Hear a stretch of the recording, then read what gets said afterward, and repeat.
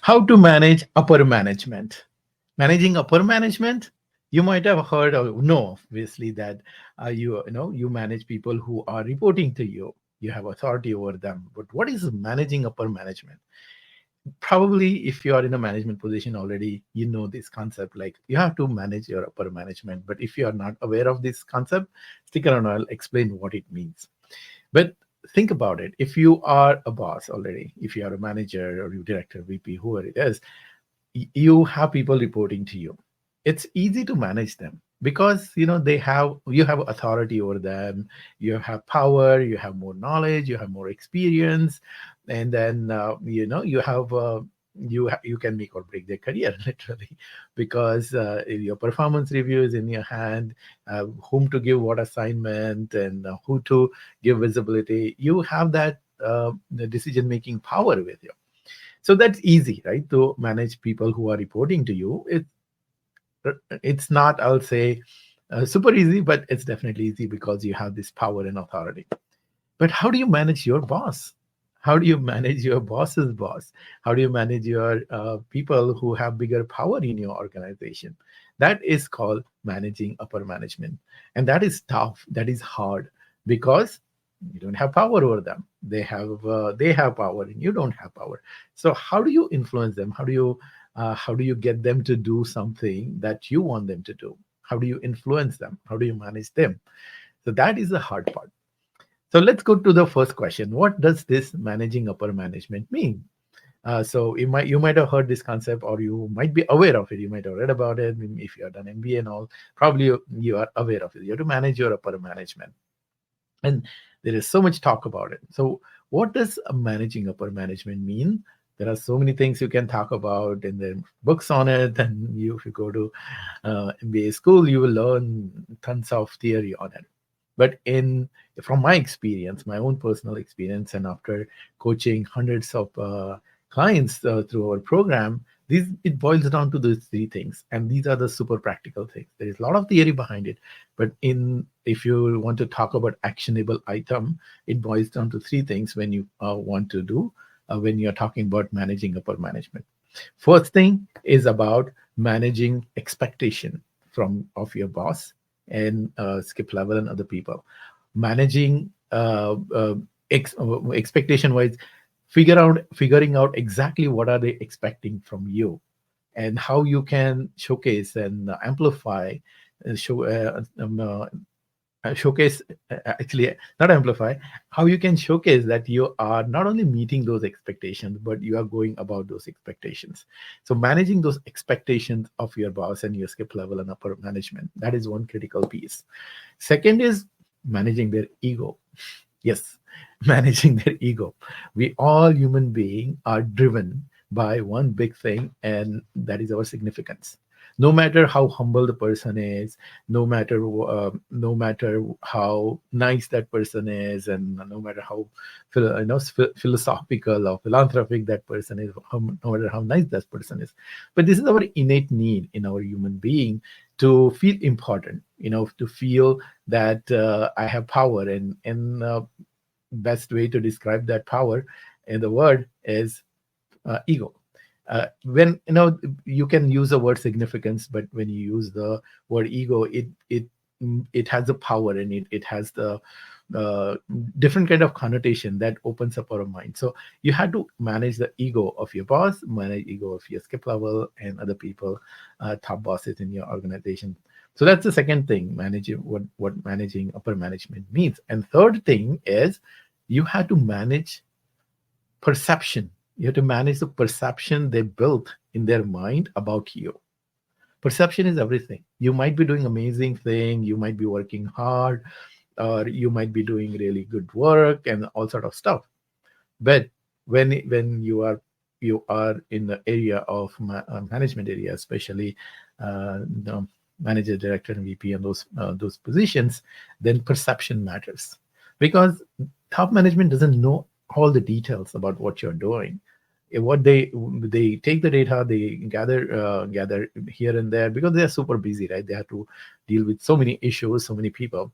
So based on the data, they make a judgment call, and they manage create a perception about a person, and that's a natural human being. And you are doing the same thing for people who are reporting to you. So, but here is the thing, that you have to be able to manage that perception that getting built in mind of your boss, in mind of your skip level and other powerful people. So that is what it means. That I have found, that means it's in a practical way, managing the upper management as. So recap: managing their expectations, managing their ego, and managing the perception about you in their mind.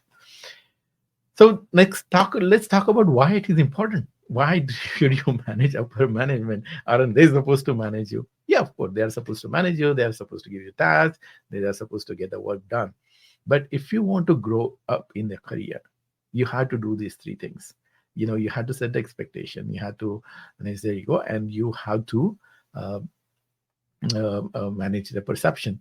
Because if you do these things, you get strong connection get built with the top management. There are lots of things happens underneath, and you establish, I call it career sponsorship. You build that strong relationship. They start helping you. They start supporting you. They start giving you visibility, and all sort of things are happening. And that is very critical to work with upper management, because you're working with your boss, probably, right? So obviously, on a day-to-day basis, once a month, you're talking with your boss. And if you're lucky, your boss is very supportive to you, and most of the time, most of the bosses are good. And if your boss is supporting you, that's a great thing. But the problem here is your boss has a limited power, limited visibility. He has given certain people to promote, and maybe zero sometime. He might have given certain limited budget to allocate 2% here, 3% here, and that's pretty much. But who has bigger power? Who has bigger visibility? Who has power to create even new positions or create new departments? Who has connection with even bigger people, who has access to more resources in terms of money, in terms of budget, who knows what else is coming and where the company is going in the direction. That's something typically happens one level above your boss, right? So, and if you don't have that visibility, if you don't have connections, then you're very much limited to what your boss's authority is, what your power is. And of course, you have to work with your boss. I'm not saying that you should bypass your boss and just go and reach out to skip level. That's a no thing, because it will backfire. If especially if your boss is not supportive, then it's going to be very very it will put you in a bad situation. So, word of caution: never bypass your boss. And there is a way to take your to get support from your boss to manage your upper management. And that's also part of the managing your boss. Managing your boss, so that your boss will be okay for you to talk with upper management. So that's what I've seen. Like, it's very critical. Otherwise, you will be stuck. You will be stuck because your boss is not growing. Then how can you grow? So you have to create your own path for yourself. And then what do you do? How do you manage upper management? If you have to really want to do this is how it has been working for our clients. And this process has evolved, and then now it has become kind of perfect. It works very well. So first step is to about understanding the human personality. There are 4 personality types we teach in our program. And first, you have to understand what is the personality type of my boss, what is the personality type of my skip level or other people. And it's going to the root, going to the root in the sense, going to the root psychology of human being. So first of all, you have to acquire skill to influence any human being in your life. And how you do that is by first understanding yourself, your own personality, why you behave the way that you behave, and then understanding what are the different personality types of human beings are, and then understanding what is the personality type of your boss and what is the personality of skip level, and then then adapting your behavior based on their personality types. I'll give you one metaphor that might make it clear. Suppose you are playing cricket, right? And then you're a bowler. So, and then you're going to ball, and then there is a batsman. Now, as a bowler, what are you going to do first? You're going to try to assess the batting style, batting personality, let's call it, of that batsman, and then you're going to adapt your bowling based on batting style of that batsman. Same thing here. You have to see what is the personality type of that person and adapt your behavior so that you can create positive influence on that person, and it works beautifully well. Now I'll give a simple thing that might relate to it.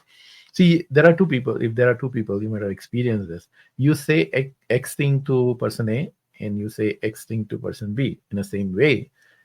Person A may say yes, person B may not say yes.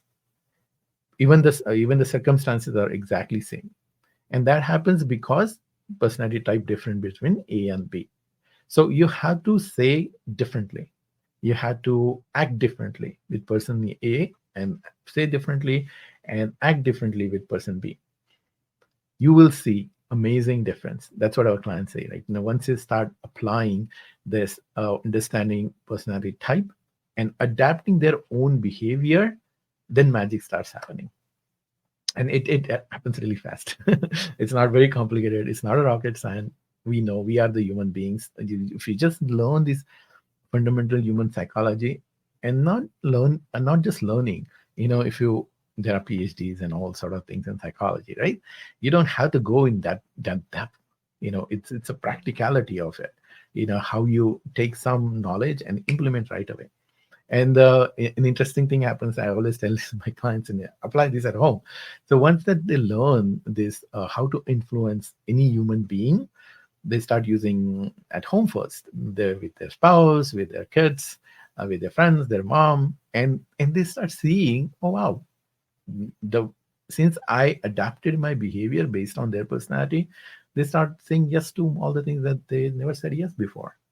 And then once you have that confidence, once you have kind of mastered the skill, and you apply on your boss and skip level and all those things, so that you start getting that influence your upper management. So that's how it works. So what? So to summarize, managing upper management means you have to manage their expectations, you have to manage their ego, and you have to manage the perception that is getting built in their mind. Why it is important? Super critical for your career growth, because if you want to, go much more faster than your boss, you have to work with upper management. And third, how you do it?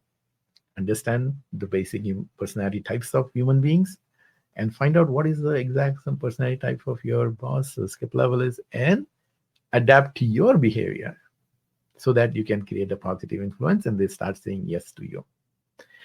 So that's the formula that we teach in our program. And teaching is easy. The hard part is implementation, getting it done, getting this practice done, and actually helping our clients to really do this thing in their life. And once they start doing it, magic happens.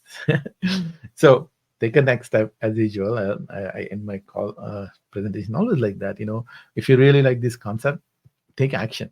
You have the choice to take action and do something big in your life. Manage the upper management. And the first step you can take, as many of my clients have taken, is to just watch a webinar. theleaderinside you.com/free training. The ticker is going down, right?